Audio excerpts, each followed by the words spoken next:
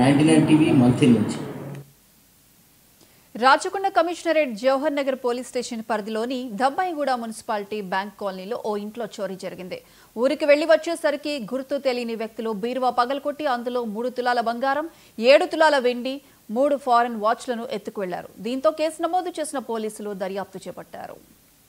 4 రోజుల కింద వరంగల్కి వెళ్ళి ఉంటుంది. మళ్ళీ ఆదివారం సాయంత్రం 11ంటికి వచ్చేసరికి లోపల దొంగలు పడ్డారని తెలిసింది.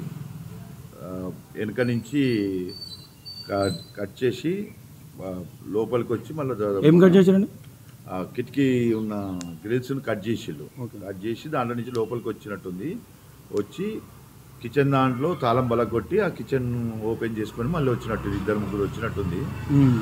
వచ్చి లోపల 2 బీరువాలు బలగొట్టి దాంట్లో ఉన్న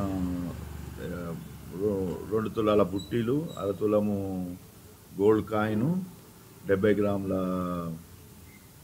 వెండి, తర్వాత ఒక 3 ఫారిన్ వాచ్లు 30,000 కాస్ట్. నిన్ననే ఇన్ఫార్మ్ చేస్తే వాళ్ళు వచ్చి రిపోర్ట్ ఇవ్వమన్నారు. నిన్న వచ్చి చెక్ చేసుకొని అది అన్ని ఫోటోలు గిట్లా తీసుకొని. Right TV bulletin updates. Keep watching 99 TV.